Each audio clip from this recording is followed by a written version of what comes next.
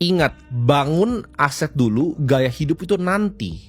Ya, ketika sudah punya cukup. Orang miskin itu pakai uang sebagai pelarian, gue sebutnya, dalam tekanan hidup.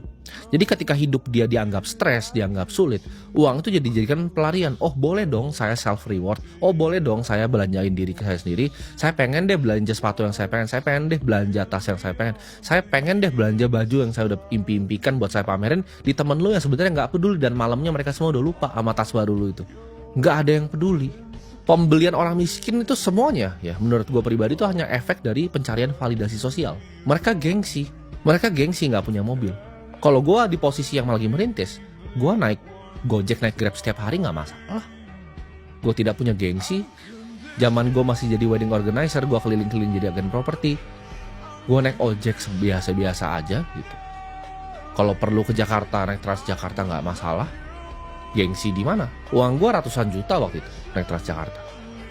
Ya, ketika gue punya uang, income, gue ngomong bukan aset, income. Gue punya pendapatan 100 juta rupiah di usia yang sangat muda. Spending gue itu mungkin lebih kecil dari kalian yang UMR. Itu bukti seberapa kalian banyak gayanya. Karena dari sekian 100 juta yang gue bikin nih, 97 juta, 98 juta kalau bisa, itu gue pakai, gue tanam gitu di investasi, baik itu kepemilikan perusahaan, ya kan, baik itu juga Bitcoin. Gue cari aset yang langka gitu. Kalau sekarang kan udah lebih banyak ya. Jadi konsep yang harus ditanam sama orang miskin adalah ketika masih punya uang sedikit, punyalah perencanaan yang benar gitu. Dari setiap 4 juta yang kamu dapatkan, minimal 400 ribu itu kamu tabung ya.